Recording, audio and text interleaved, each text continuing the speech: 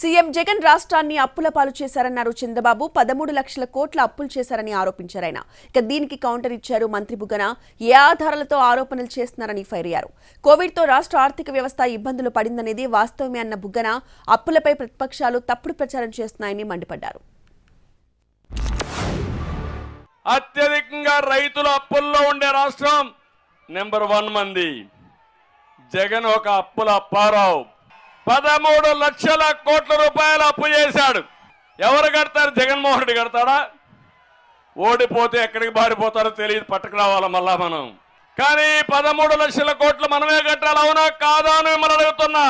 13 లక్షల కోట్ల అప్పని చంద్రబాబు నాయుడు గారు అంటారు, 10 లక్షల కోట్ల అప్పని యనమల రామకృష్ణుడు గారు అంటారు, ఒకరు 7 లక్షలు, ఒకరు 8 లక్షలు. అసలు మీరందరూ కూడా బాధ్యతల గల పోస్టులలో ఉన్నవాళ్ళు, బాధ్యత గల పోస్టులు చేసిన వాళ్ళు.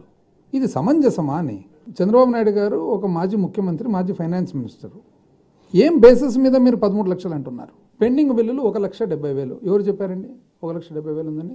అంటే ఏం బేసిస్ మీద, ఏ ఆధారంగా చెప్తున్నారు 1,70,000 కోట్లని?